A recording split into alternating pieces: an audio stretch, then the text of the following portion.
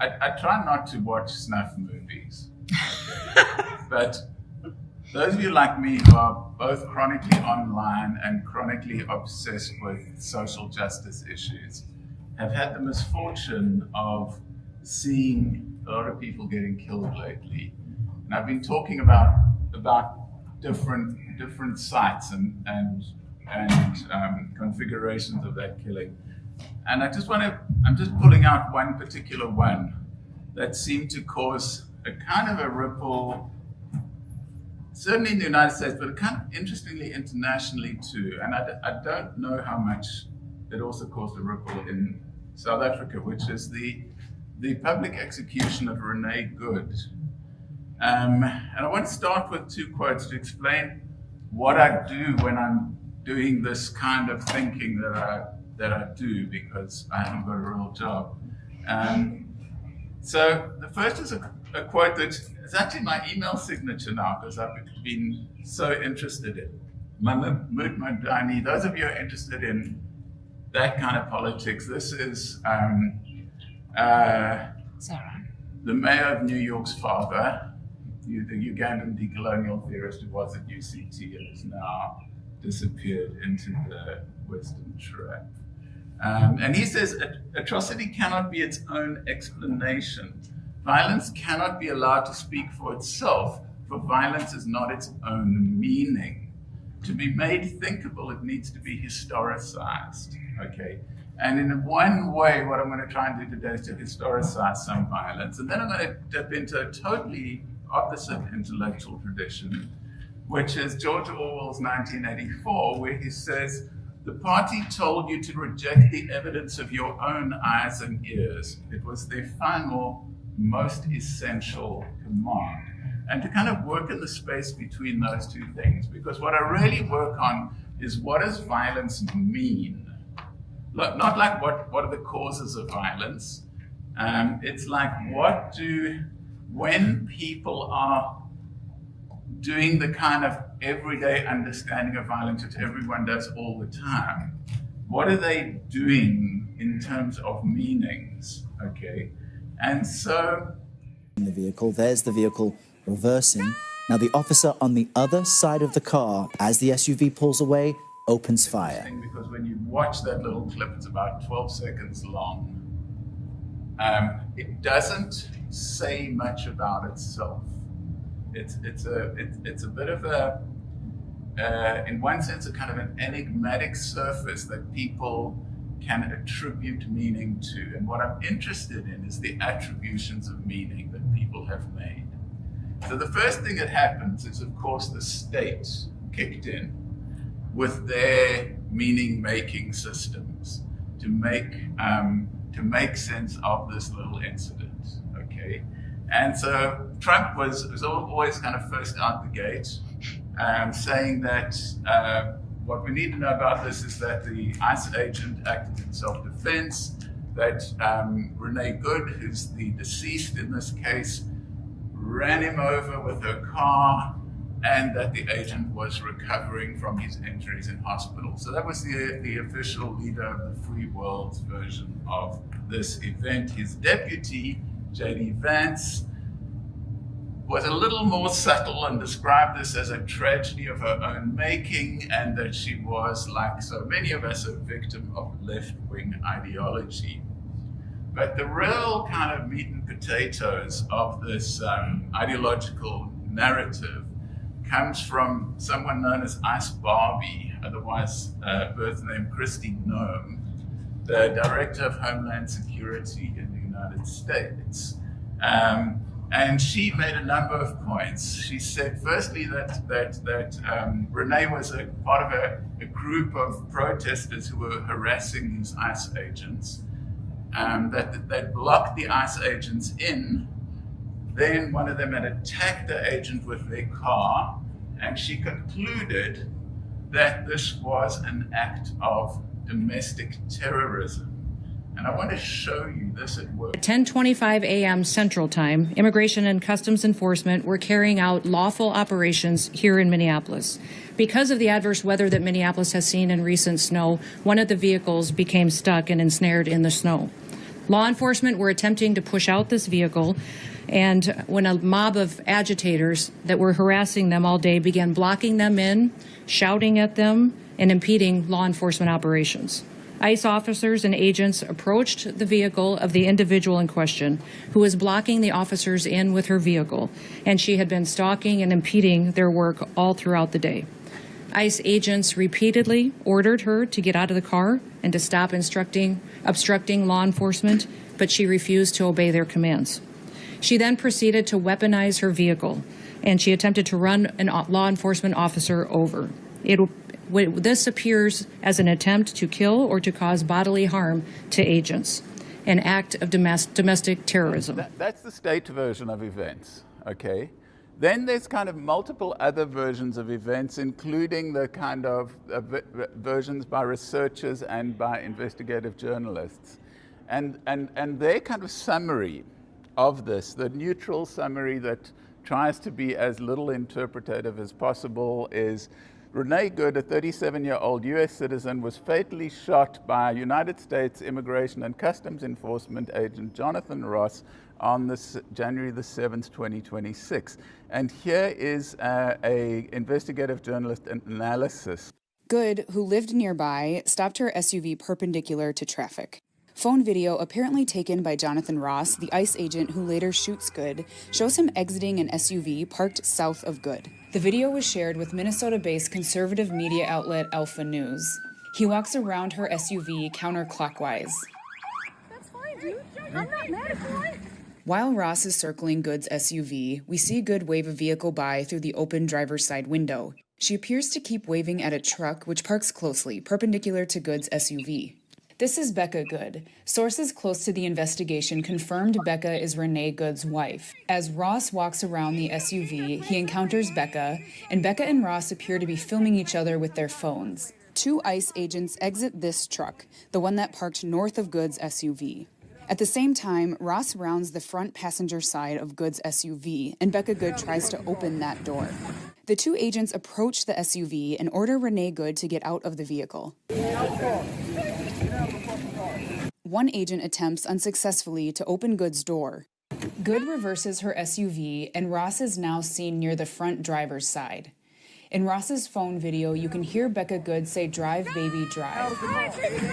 And we see Rene Good turn her steering wheel to her right, turning the wheels away from Ross. As Rene Good drives forward and to her right, we see Ross pull out his gun and fire the first shot. It appears to hit the bottom corner of the driver's side windshield. Ross fires twice more, apparently into the open driver's side window, as Rene Good pulls away. Okay, so that's a more analytic version of events, and what you'll notice from the outset is it contrasts quite starkly with the state version. Okay. And it also seems to be much more concerned to support its account with evidence than the state version does. So, on the surface of it, we have a dispute. We have a contestation of meaning around the death of this person. Okay, and it seems, at least when we start looking into it, that the contestation is around two key points. Number one, did Rene Good attempt to hit Agent Ross with her car, or didn't she? Okay. The second point seems to be, was Agent Ross's reaction a legitimate act of legal self-defense, or wasn't it? Okay. And then there's a kind of explosion of argumentation on the internet about this. This kind of becomes this part of this viral culture war that is at the heart of US society at the moment. Now, when you step back from that and look at it from a legal standpoint, like not just like, okay, let's describe events, like what's for a start, the legal context? There's a couple of things that are worth knowing in terms of the law that applies here. Firstly, officers are not allowed to block vehicles. They're not permitted to do that. They're not permitted to use the blocking of a vehicle as a way of escalating violence, regardless of the context in which it's occurring. and they're also specifically prohibited under law from using lethal force simply to prevent people leaving a scene. Okay, all of these are specified under law and prohibited under law. At the same time, the government, specifically the Department of Justice, specifically their kind of human rights division, refused to open a constitutional investigation into whether Rene Good's human rights had been violated. Okay. As a result, a bunch of their own staff resigned from the Department of Justice. Then the government, the national government took over the investigation and excluded state and local investigative bodies from gathering evidence on the scene. So they actually excluded the local cops and the authorities in the state from investigating this, which is highly unprocedural. So, what's going on? And what seems to be interesting to me, this is really what fascinates me, is that having read far too much online commentary on this video, what really stays with me is that what one can see in the chatter is that different people see completely different things when watching exactly the same video. This video footage is widely available. The scene, the cell phone scene of her driving away, has been shared millions of times. The scene from the officer's surveillance camera, where you can see him, from his sort of shooter point of view, him shooting her, all of that's available. Yet the availability of this evidence does nothing to achieve consensus about what actually happened. And that's what interests me. What interests me is that the evidence does not contribute to any kind of interpretative consensus. And I want to understand that process, okay? And it seems to me that there's something happening before people see the video, okay? And this is really what I'm interested in trying to articulate. On the one hand, there's a group of people that see a federal agent doing their legitimate work, being prevented by some subversive elements in society and being forced to take action to protect themselves. 1/3 of America sees that when they see the video. Another group sees a violent and extrajudicial public execution of a civilian by a state agent, okay? And I'm not sure what the proportion is there. It's certainly the dominant proportion in my social media feed, but my social media feed is nothing if not a representative sample of the world, okay? Having had those two accounts, amongst this audience, is there a preference for like version 1 or version 2? I mean, I'm going to assume there's a strong preference for the second version, okay? I'm going to assume that. But whatever it is, whatever version people are going for, I'm somewhat less interested in like pointing out that one version is true and one version is false. And I'm much more interested in pointing out how people came to occupy those positions, how it became compelling to them that when they saw this particular scene, an interpretation was self-evident to them. And this is what I'm really interested in. And so the point I make there is that people do not see with their eyes, but with their minds. They interpret experience experience through broader understandings of the world. So, and we have this kind of idea that like seeing is truth, okay? And that's exactly what I'm rejecting in this analysis. I'm saying if we want to understand what people see, we've got to understand what they think before they look. So what is it?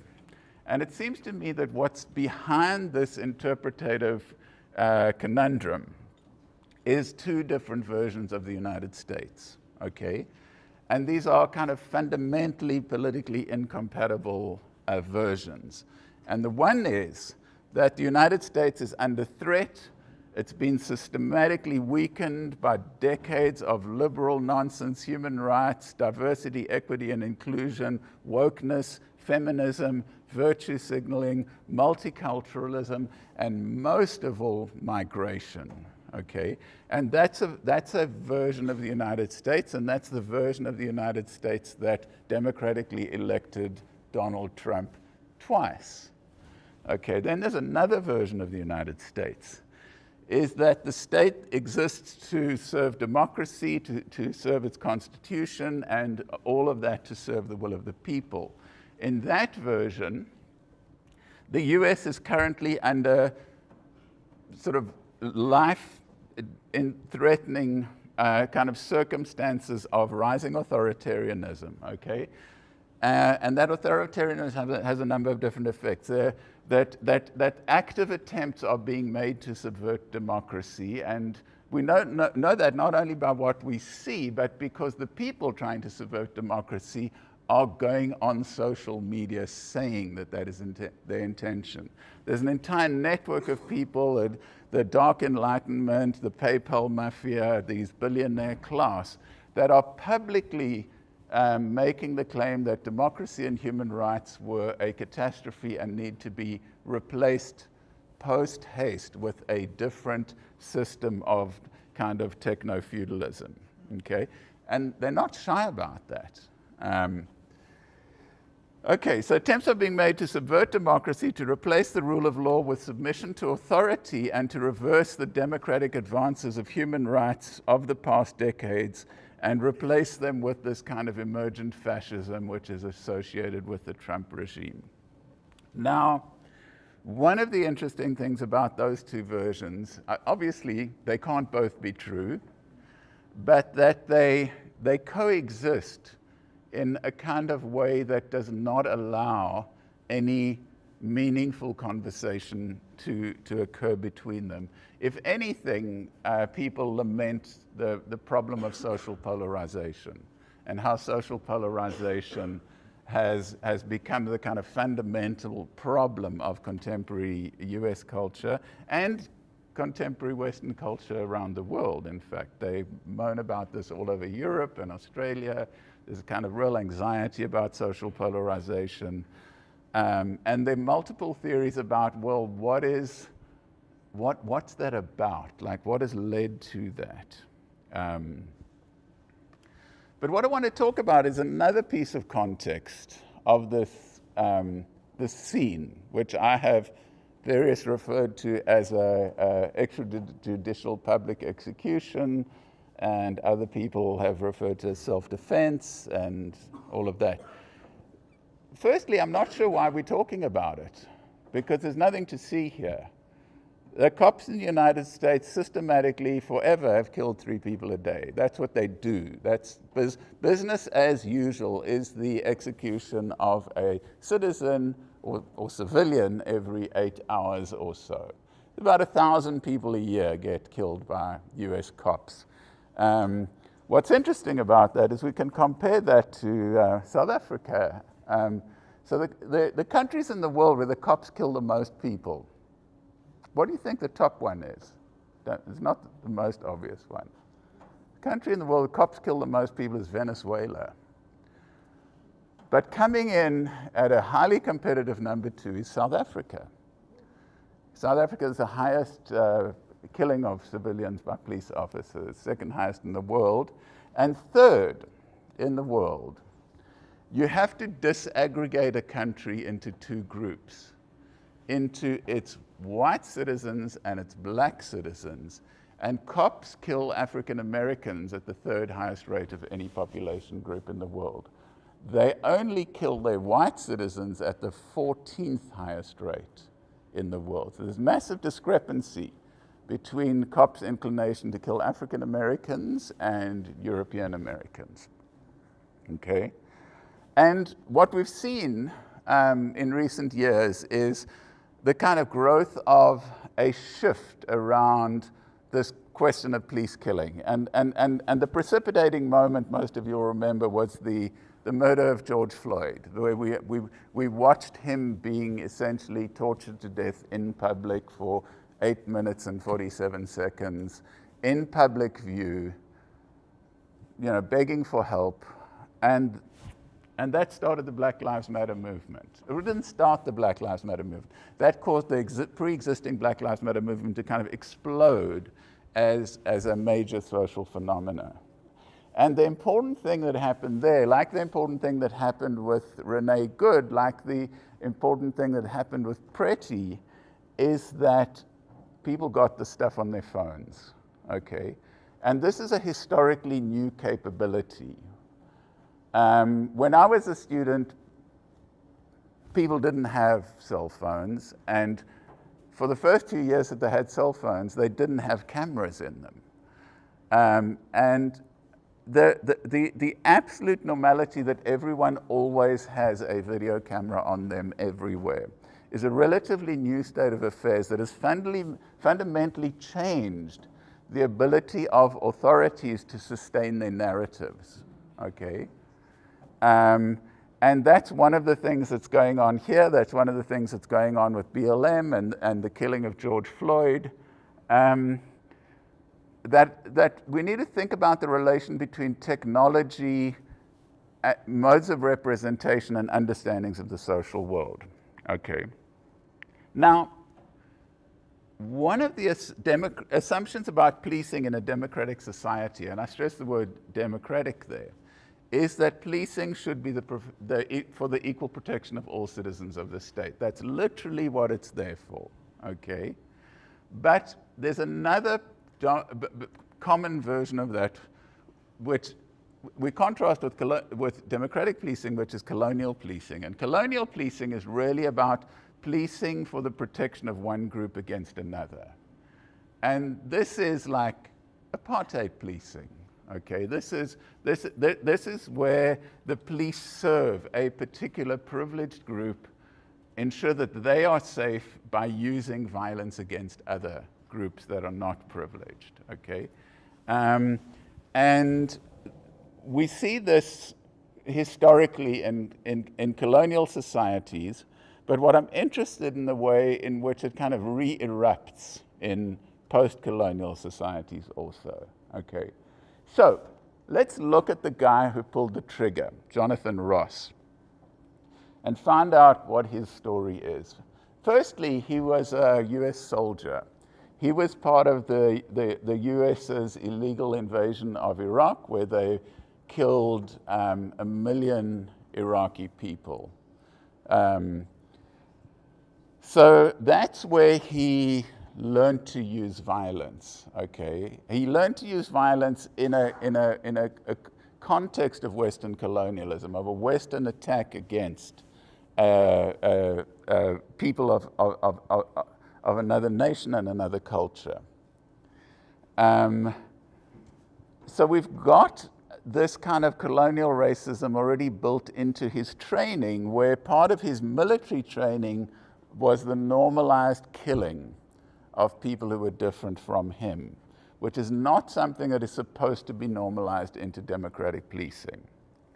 The other thing that we see going on in general in the United States in policing is a massive influence of Israel on American policing. So there's this huge program by which Israel is involved with the training of US police officers. Police officers are sent over there for training. Experts are brought from Israel to the United States in order to train them.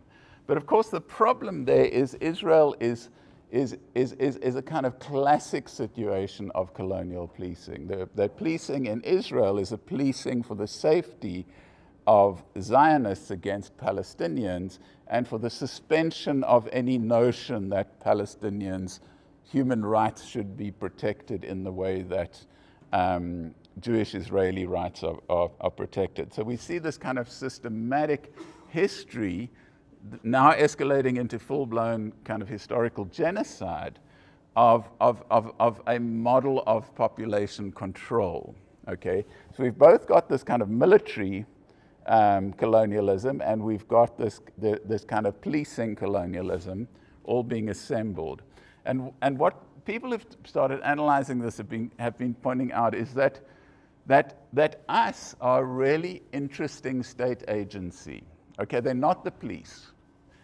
Immigrations and custom enforcement in the United States, they just are like,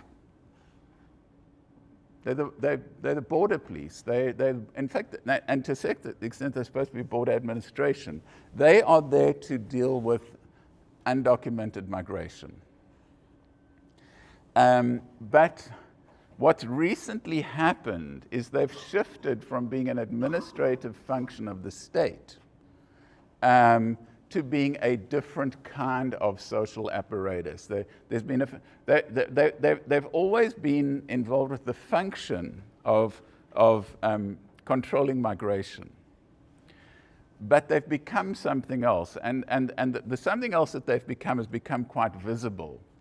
Firstly, their budget has gone up by orders of magnitude. They now have the budget of the 4th biggest army in the world. Like, they're bigger than 190 other armies in the world. And they're not even an army, they're not even the police force. They're just a kind of border regulation entity. Secondly, there's a shift in them ideologically, that they are no longer simply part of the practical application of certain kinds of bureaucracy.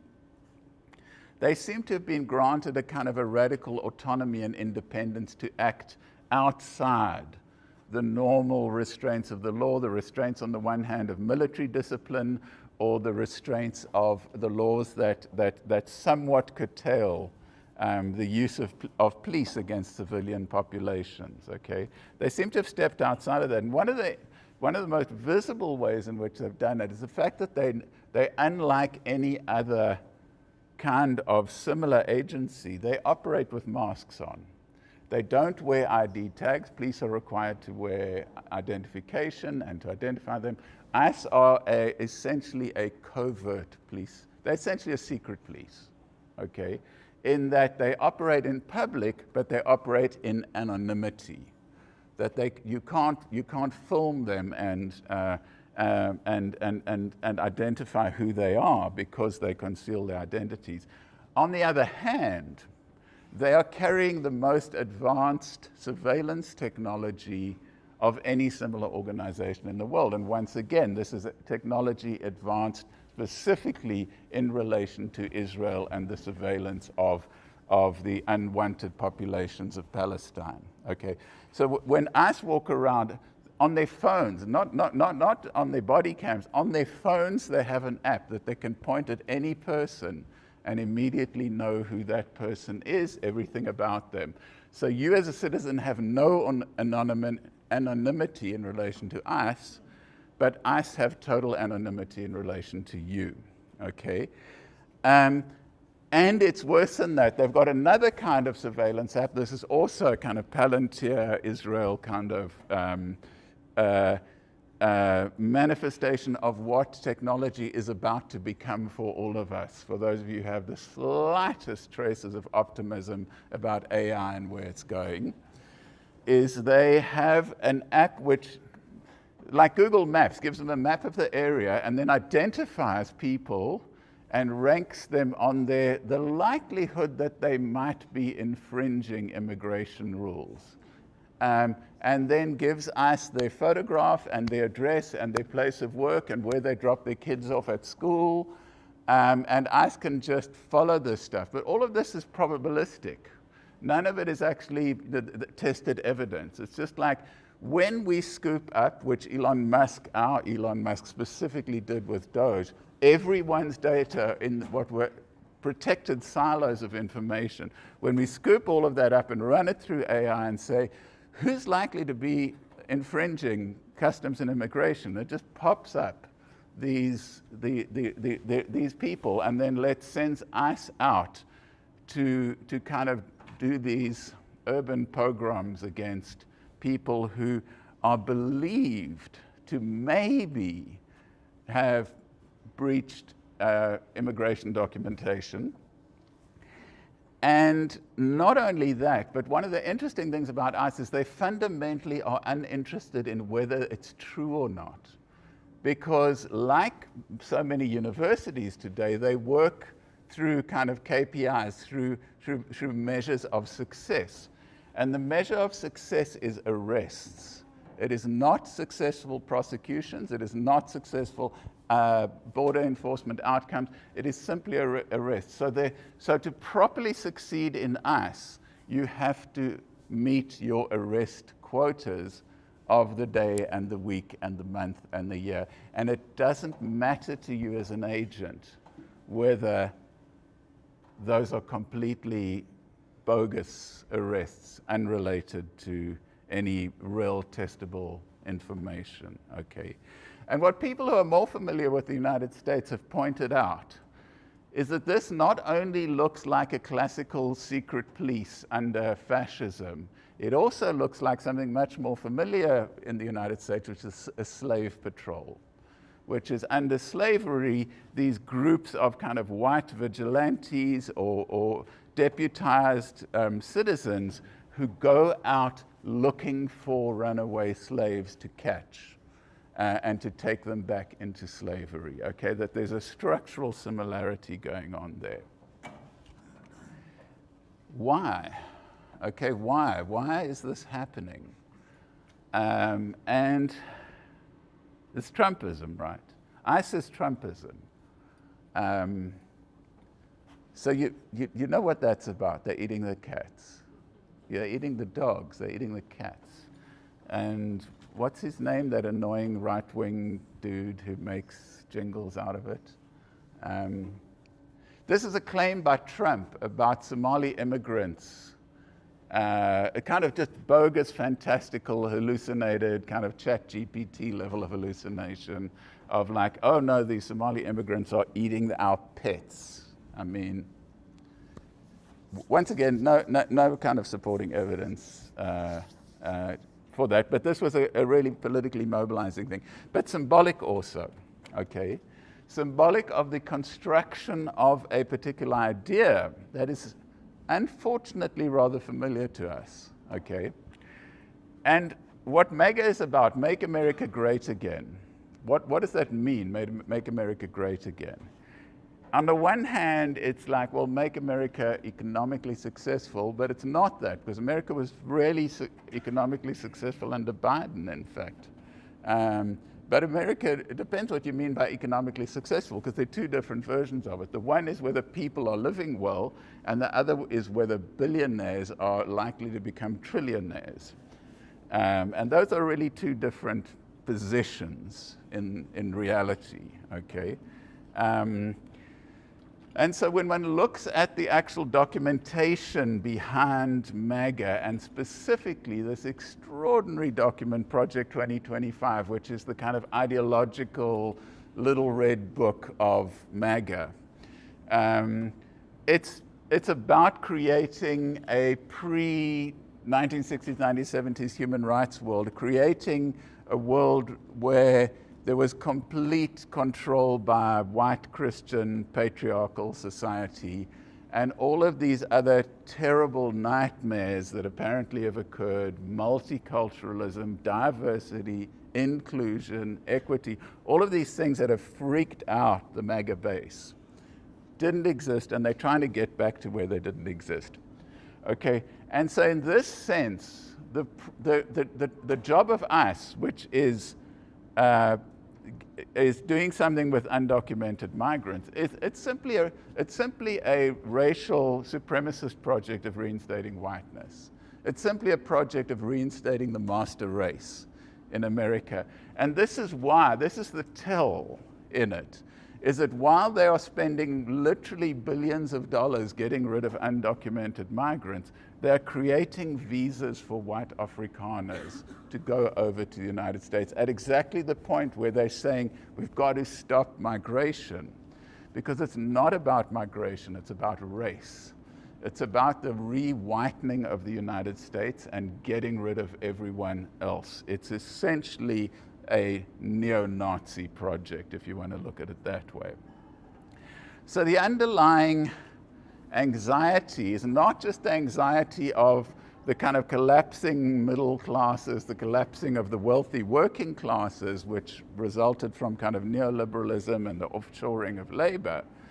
It's about the statistical inevitability of white folks in the United States becoming a demographic minority. That is the thing that when they lie in bed at night and wake up in a panic, that it's about whiteness becoming a minority, okay? And there's a whole theory about this. There's an entire body of analysis called replacement theory, and this has been developed for nearly 100 years now. Out of the United States, there's this anxiety that white people were going to be replaced by kind of multiculturalism. And this theory was actually developed in the United States and taken from the United States by Hitler and then reworked into his Nazi ideology. But he didn't invent it. He got it from the US originally. And it comes out once again locally to us in the form of white genocide theory. So you'll know there's this kind of like white farmer killing paranoia / white genocide theory / the foreign minister in Australia and Trump saying, oh, we've got to take refugees from white farmers from South Africa because they're getting genocided. And tomorrow I'm going to talk about genocide bullshit a lot, because that's unfortunately one of my expert areas. But this white genocide theory is an articulation of replacement theory. And the reason that Trumpists love South Africa is because it seems to provide these kind of spurious little eruptions of evidence of physical violence against white people, which they then interpret as being uniquely racialized, okay? But in fact, in its broadest sense, replacement theory is not a theory of violent genocide. It's a theory of genetic genocide. It's a theory, and if you read the manifestos of these mass shooters, the mass shooter in Norway, the mass shooter in Christchurch who went into those 2 mosques and killed 51 people, that mass shooter starts his manifesto with the words, it's the birth rates, it's the birth rates, it's the birth rates, okay? That what obsesses him is the fact that people who are not white are reproducing faster than white people, which is simply statistically true. That white people all over the world are not really, they have a declining birth rate. It's they're having less than 2 kids for each couple. But what this means is not that we are embracing a new rainbow dawn of multiculturalism. What it means for them is literally the end of the world. Literally the end of civilization, because civilization is Western civilization, is whiteness. And so their articulation of genocide is this kind of biological inevitability. And in that sense, and I think we need to take this really seriously, ICE is an ethnic cleansing project. It is nothing less than that. And that it is built on white genocide theory. And in that sense, in the same sense that Zionism is an ethnic cleansing project, MAGA is an ethnic cleansing project. And that's why they are absolutely ideologically inseparable, and also inseparable as a kind of single military operation. So that's what we're dealing. But you may say, Rene Good is a white woman. Why are they ethnically cleansing white women? White supremacism is supposed to, its primary function in the world, the reason it exists is to make white people safe. And especially in a form of patriarchy that says it is the role of white men to make white women safe from other races, okay? So why are they killing their white women? Well, because she's not a real white woman, okay? And they have worked out discursive ways of removing her status as a white woman. Okay, so they have to strip her of her gender. Firstly, by pointing out that she is not a real white woman, she's a lesbian, okay? And that she shouldn't have been engaging in social protest. She should have been home doing the womanly job of looking after her children. So she has betrayed white femininity through queerness and through choice of activity, okay? So her gender is suspect out the gate. Secondly, she's stripped of race, okay? That her whiteness, and we see this, it's so interesting, her whiteness is constituted by her participating in a social system of whiteness. And when you look at the slurs that are directed towards people like Rene Good and that community. I mean, the one that fascinates me the most is they keep using this word blue-haired, like blue-haired Portland barista, okay? Like, what the fuck is MAGA so freaked out about blue hair for? And it's really interesting, but if you want to know, you must watch Fox News. Fox News is the most extraordinary thing. Every single female presenter on Fox News has hair lighter than this, but like going halfway down their backs. Like blue eyes and blondness are absolutely constitutive of feminine whiteness, and thinness also. You have to be thin and blonde, okay? And people who deliberately color their hair, like this has got a bit of pink in the top, which is pretty much washed out. People who color their hair are already race traitors in that kind of supremacist articulation, okay? But not only that, then every other kind of communist, queer, woke, leftist, agitator, and all of this revealed by the fact that she was involved in undermining the state by a particularly reprehensible activity. Not just any activity, but the activity of defending the rights of other social groups. This is the unforgivable sin that strips her of her femininity and strips her of her whiteness. The fact that she's an advocate of universal human rights. And so she's not those things anymore. And because she's not those things anymore, she no longer has the full status of a human with human rights. She becomes an executable subject of MAGA, okay? But the worst thing she did, the absolute unforgivable sin in all of this, is she was disrespectful to authority. And this is where the recording on the agent's body cam has got a little tell in it. Like, he doesn't say much. He says, get out of the car. And then she's driving away. And then it's bam, bam, bam. And she shoots her and she's dead. And he sees her body and he says, fucking bitch. Okay. And these words are the key to understanding the other dimension of power. Okay. Every one of us who's worked at all in gender-based violence knows those words. We know when those words are used. We know the tone with which those words are used. Okay, these are the words that are used to legitimate masculine rage and violence. Okay, these are the categorization of the disobedient woman, the woman who does not respect proper authority, the woman who thinks that her status and her rights are equivalent to those of patriarchal authority. And this is the woman that triggers homicidal rage in certain kind of men, okay?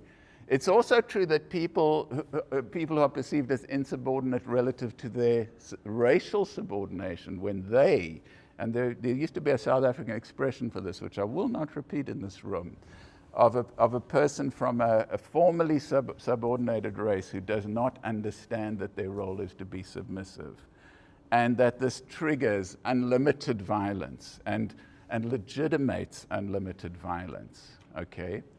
And what I was interested by is looking at the chatter after her death, that there were just these kind of hordes of men who were justifying her execution, but they were justifying it for the same reason over and over again, is that she disobeyed an agent of the state. She disobeyed an agent of white patriarchal state authority, okay? And they repeatedly come up with these little phrases like, you know who didn't get shot? Women who stayed at home looking after their children. And this is I'm really interested in these kind of statements. I mean, there's like a thought-terminating cliche, because on the one hand, that is true, that women who stayed at home looking after their children didn't get shot. But the truth of it is also a lie when it's proposed in this context, because it implies that the only time that a woman or any person can claim safety is when they know their place in society. If they start engaging in any acts of independence, rebelliousness, criticism, defiance, they lose their human rights protection within those systems, whether that system is an interpersonal relationship or whether that system is a relation to the state, okay? So really what we're seeing here is a fight about who is human. That in the heart of this fight over the public execution of Rene Good is a debate around who is human. Who gets to get human rights, okay? And on the one hand, there's a version which says the dominant racial and economic groups, the protected genders, those genders that have been rubber-stamped as being okay, and those people who submit to the formal regimes of authority, those people get human rights. And everyone who doesn't fit into that, their human rights are negotiable / non-existent, depending on where you are on that spectrum of fascism, okay? As opposed to a completely different philosophy, a completely different way of thinking about the world, way of thinking about what a person is, way of thinking about what democracy and human rights are, which is that everybody gets human rights. That is, that they are literally the inalienable rights of all human persons, okay?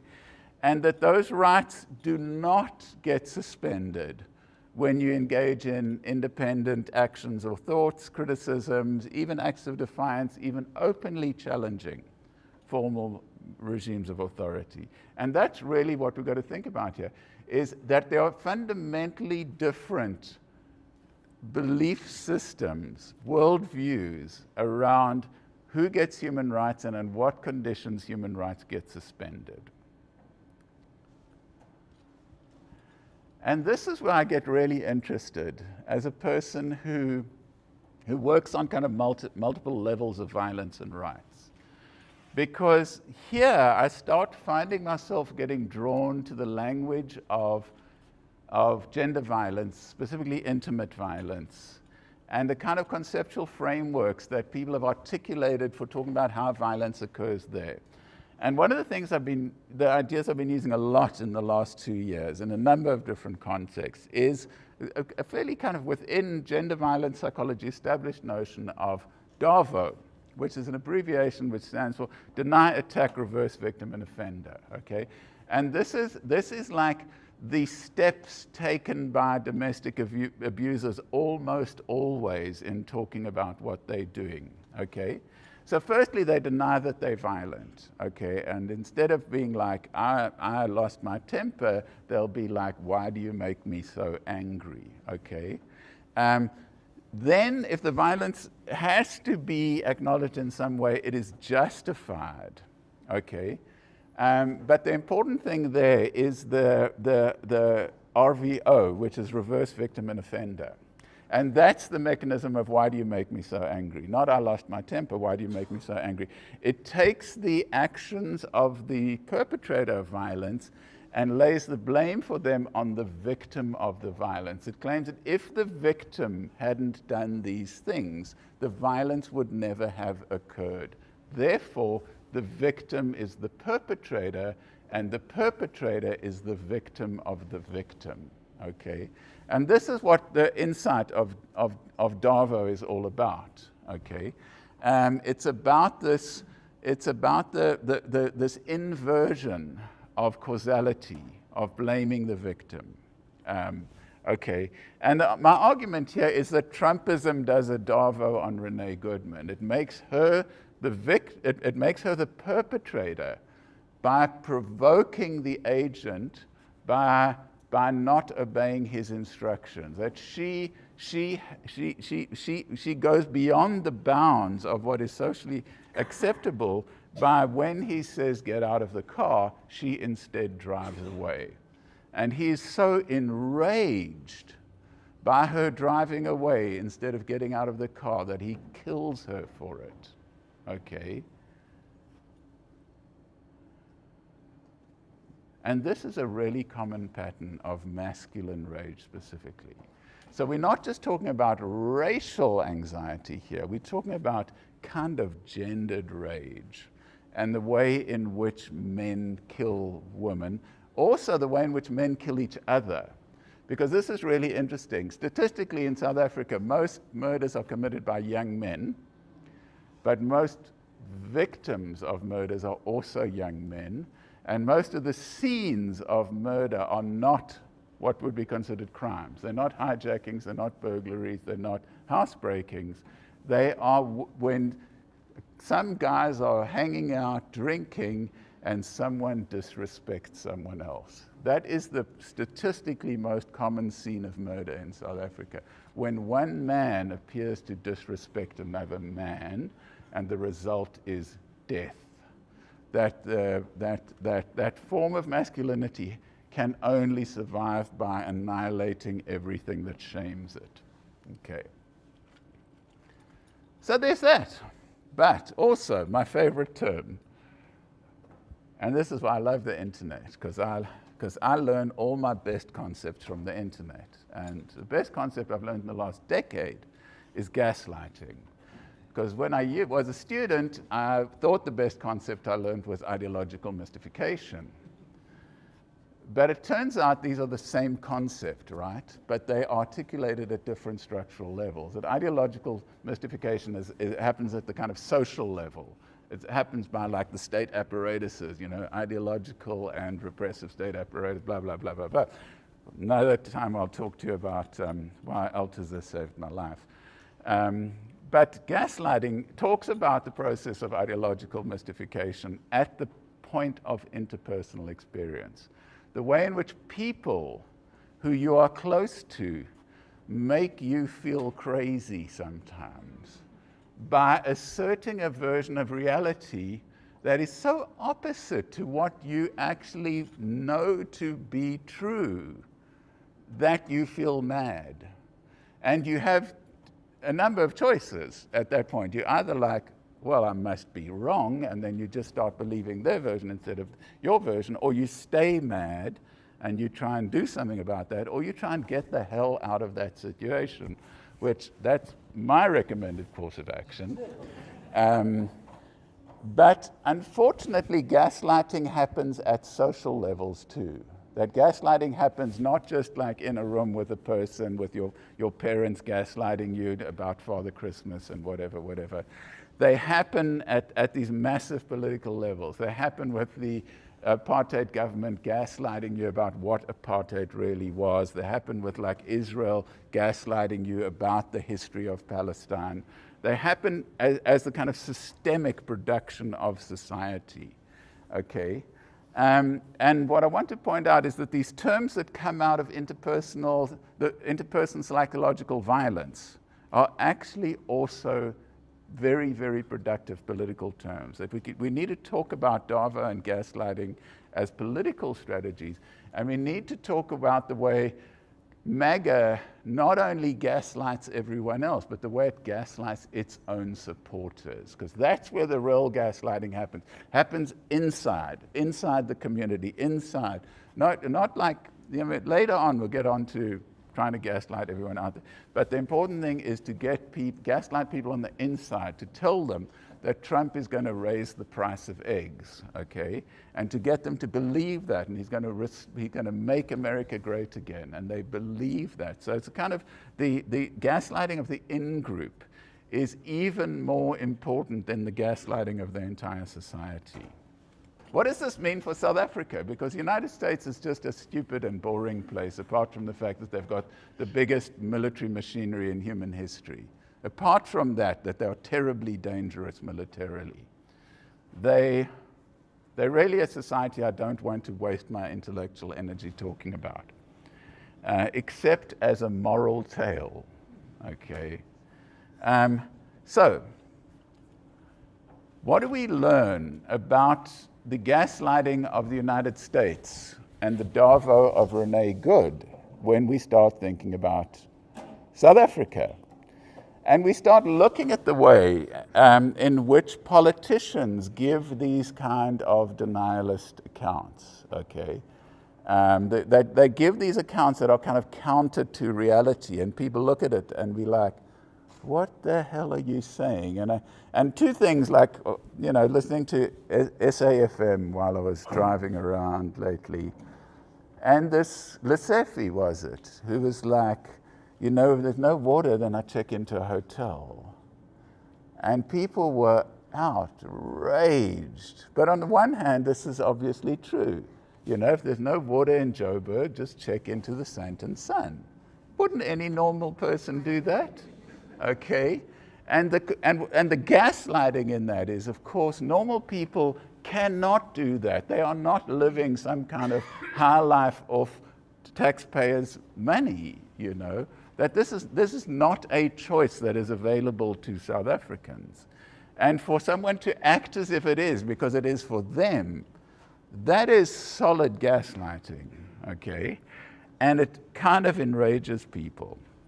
So there's that element going on. I think we need to look at the way we get gaslit by people in power, whether it's, and all political parties, like whether it's, the DA or ANC or any other power group, okay? The other thing, and the core constitutive tactic of Trumpism is to identify social ills, that people are really having a hard time. Economic conditions have got much worse for the middle and working classes in the United States, okay?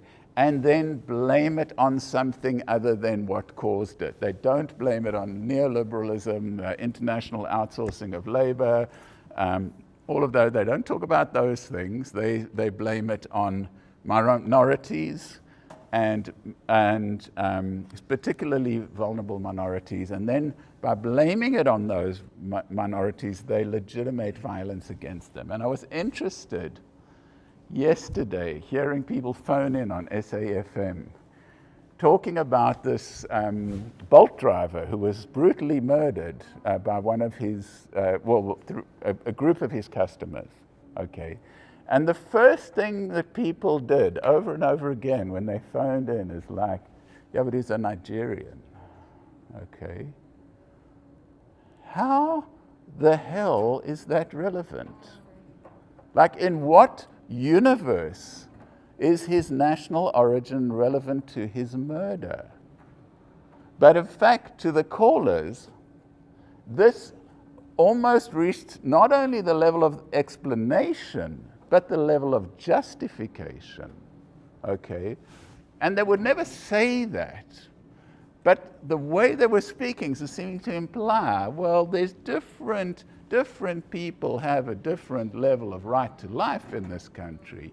And undocumented migrants are really way down on our sort of pyramid of right to life. And that seemed to be being proposed as common sense, okay? Which is exactly what MAGA say. Like, literally that view, you just change the terms and you've got MAGA. You've just got the idea that, oh, well, there's this particular minority, the government or other authorities have told us that it's their fault that we are unemployed, can't get jobs, that there's crime in our neighborhoods. Therefore, we suspend their human rights, and just violence against them is justified. Okay, and you can do it anywhere. You can do it in the UK. You can make $1 billion selling children's fantasy books, and then you can say we have to beat up trans women in toilets because they make us scared of gender violence, even though statistically there is simply no evidence to back that up. You can just make up shit like that as you go along. You take a vulnerable group, you attribute a real social evil, gender-based violence, to them, and you say, knock yourself out, go do with those people what you want. Kick them out of school, beat them up, do what the hell you feel like. We are degrading their human status and suspending their human rights, okay? So my conclusion on all of this is that there seems to be a war of civilizations, let us say, to misappropriate a horrible other analysis. On the one hand, between the belief that authoritarianism and state and vigilante violence makes people safer, that is a core popular belief in South Africa and the constitutive belief of Trumpism, versus another belief that, in fact, the robust protection of universal human rights is what solves all of the problems that are turning up as the other threats in society. And that the more effective way of trying to solve our multiple and complex problems is to proceed via that universal protection of human rights, rather than through the kind of easier option of populist legitimation of violence towards vulnerable targets. And that's my story.